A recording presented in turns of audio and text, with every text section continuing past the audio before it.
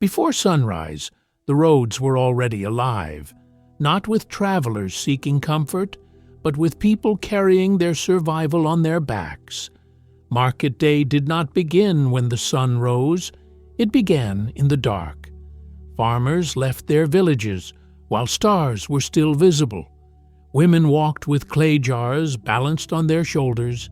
Men drove donkeys and goats along dusty paths. Children followed behind, barefoot and silent. The marketplace was not a place of leisure. It was a battlefield of necessity. If you did not sell, you did not eat. If you did not buy, your family went hungry. By the time the first light touched the horizon, the city gates were already open, and the market began to breathe. Wooden stalls appeared like scars on the stone streets. Cloth canopies were stretched between poles. Crates were dragged into place. Animals were tied to posts. The sound came first, the pounding of feet, the braying of donkeys, the shouting of sellers, the crying of children, the clash of pottery and metal, then the smell, sweat, dust, fish, blood, spices, smoke from cooking fires. An ancient market did not feel organized. It felt alive, chaotic, unstable. There were no quiet corners, no safe distances, no empty space. Bodies pressed together, hands reached everywhere, eyes searched constantly. A man selling grain watched his scales. A woman selling bread watched her basket. A mother watched her child. Everyone watched everything, because danger did not arrive with warning. Thieves blended into crowds. Pickpockets moved like shadows. Arguments erupted over weight and price. Disputes turned violent in seconds. There were no police stations, no emergency services, only Roman soldiers or temple guards standing at a distance. And they did not protect everyone. They protected order. If a fight became too loud, they intervened. If blood spilled, they punished. But hunger and fear still ruled the streets. The market was also where strangers met. Merchants from distant regions arrived with foreign accents. Camel caravans carried salt and spices. Sailors brought dried fish from the coast. Nomads traded wool and skins. Each face carried a story. Each hand carried risk. You could buy food, or buy disease, or buy trouble. Water was sold in skins, wine in clay jars, olive oil in small sealed vessels. Everything was fragile, everything could be lost. If your jar broke, you lost a week's wages. If your donkey collapsed, you lost your business. If your child wandered, you lost your breath. This is why markets were feared and needed at the same time. They were places of life and places of death. It was also where social class became visible. The rich arrived later with servants. The poor arrived first with empty hands. Some could buy meat, most could buy bread. Many could buy nothing at all. Coins passed from hand to hand. Roman currency mixed with local money. Foreign faces mixed with familiar ones. And above it all stood power. Tax collectors watched transactions. Soldiers watched crowds. Temple authorities watched behavior. The market was not neutral ground. It was controlled ground. Every exchange was observed. Every movement measured. Even religion entered the marketplace. People bought animals for sacrifice, lambs for offerings, doves for purification. Faith and commerce shared the same dust. This is why the marketplace mattered so much in the ancient world. It was not just where food was sold, it was where society revealed itself. Fear, greed, hope, faith, desperation, community, all in one place. By mid-morning, the heat rose, sweat-soaked clothing, voices grew hoarse, tempers grew short. The danger increased with exhaustion. A single accusation could spark chaos. A single theft could start a riot. A single Roman command could empty a street. This was a normal market day, not peaceful, not simple, not safe. It was survival in motion, and this was only the beginning. In the next section, we will step into the heart of the marketplace itself and discover what was actually sold, from food and tools to human lives. To step deeper into an ancient marketplace was to step into the economy of survival. Nothing here was decorative. Everything had a purpose. Food came first. Long wooden tables were covered with flat bread, still warm from dawn fires. Baskets overflowed with figs, dates, and olives. Jars of lentils and beans stood in uneven rows. Salt was measured carefully, grain by grain. Fish lay on wet cloths to keep them from spoiling. Meat was rare and expensive. When it appeared, flies gathered instantly. Spices arrived from far lands: cinnamon, frankincense, myrrh, pepper. They were small in quantity but large in value. A handful of spice could equal a month's wages. Oil sellers guarded their jars closely. Olive oil meant cooking, lighting, medicine, ritual cleansing. Without oil, a household went dark. Water was sold in skins. Clean water was precious. Contaminated water meant sickness, sometimes death. But food was not the only thing exchanged. Tools filled another section of the market.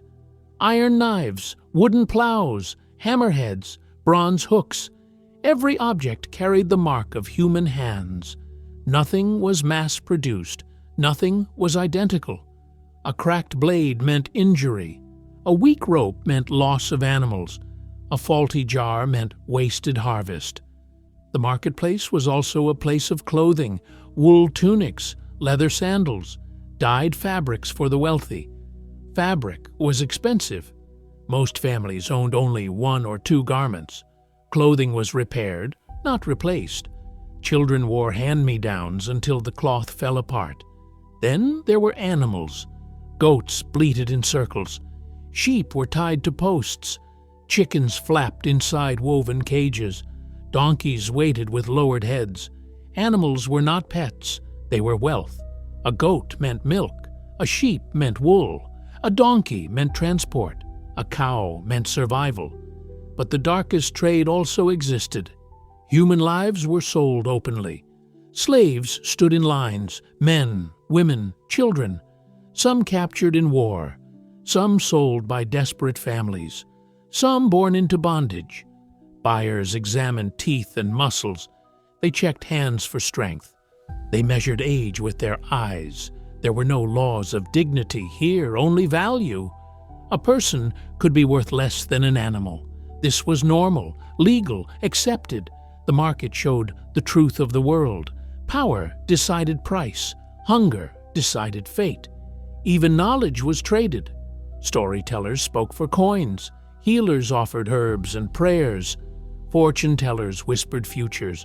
Truth mixed with superstition. Faith mixed with fear. And above every transaction hovered risk. Scales were often rigged. Weights were secretly hollow. Measures were shortened. Cheating was common. Because survival demanded advantage, arguments broke out constantly. A buyer accused a seller accused a buyer. Voices rose, hands pushed, crowds gathered. Sometimes knives appeared. Roman soldiers stepped in when order broke, not for justice, for control. Blood on stone was washed away with water. Business continued. This is why the market was dangerous, not only because of crime, but because desperation lived there. When people need food, they do anything. The marketplace was not only an economic center, it was a mirror of society. Who had power? Who had nothing? Who controlled resources? Who waited in line? Jesus spoke often about markets, coins, weights, vineyards, workers, buyers and sellers, because everyone understood this world. He did not speak in symbols. He spoke in scenes they lived every week. By noon, the sun burned overhead. Stalls began to empty. Animals were sold. Money changed hands. But tension remained, because markets were never finished. They only paused, and as the day wore on, new dangers emerged. In the next section, we will uncover who truly controlled the marketplace and how authority, religion, and force shaped every transaction. Behind every ancient marketplace stood invisible power, not merchants, not farmers, but authority. Markets did not exist freely. They were controlled. Every stall paid a tax. Every animal sold was counted. Every sack of grain was measured. Roman officials watched from shaded corners. Temple authorities monitored purity. Local elders enforced tradition. 3 systems overlapped: political, religious, and economic, and all 3 demanded obedience. At the gates of the market, tax collectors sat with wooden tables and ink pots. Coins clinked constantly. A portion of every transaction belonged to Rome. If you sold olives, Rome took a share. If you sold fish, Rome took a share. If you sold cloth, Rome took a share. Failure to pay meant punishment. Goods could be seized, animals taken, families ruined. The market was freedom only in appearance. In reality, it was surveillance. Then came religious control. Certain foods could not be sold to certain people. Certain animals had to meet purity rules. Certain days banned trade entirely. The Sabbath silenced the market. No buying, no selling, no labor.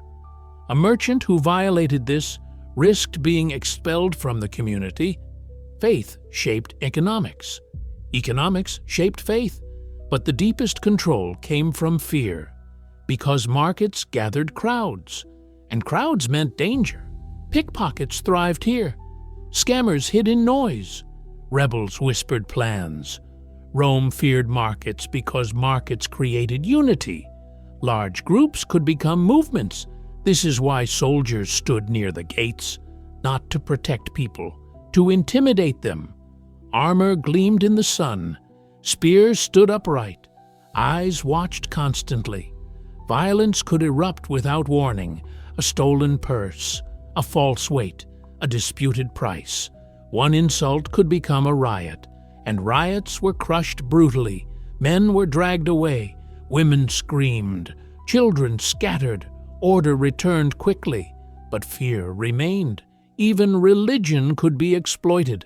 Sacrificial animals were sold at high prices. Pilgrims were forced to exchange coins. Money changers set unfair rates. The poor paid more than the rich. This is why Jesus overturned tables, not because markets were evil, but because they had become weapons, weapons of greed, weapons of control, weapons of humiliation. The marketplace was the heartbeat of daily life, but it was also the wound. If your harvest failed, you starved. If your animal died, you fell into debt. If your child was sick, you sold belongings. Sometimes you sold yourself. Markets created winners, and they created victims. No one was neutral. Even children worked here. They carried baskets, watched animals, ran messages. They learned prices before letters. They learned survival before stories. Old people begged near stalls. War veterans showed wounds for sympathy. Widows waited for leftovers. The market revealed society without mercy. And yet, it was also a place of news. Stories traveled faster than armies. Rumors spread like fire. A prophet appeared. A healer arrived. A rebellion formed. A king died. The market was information.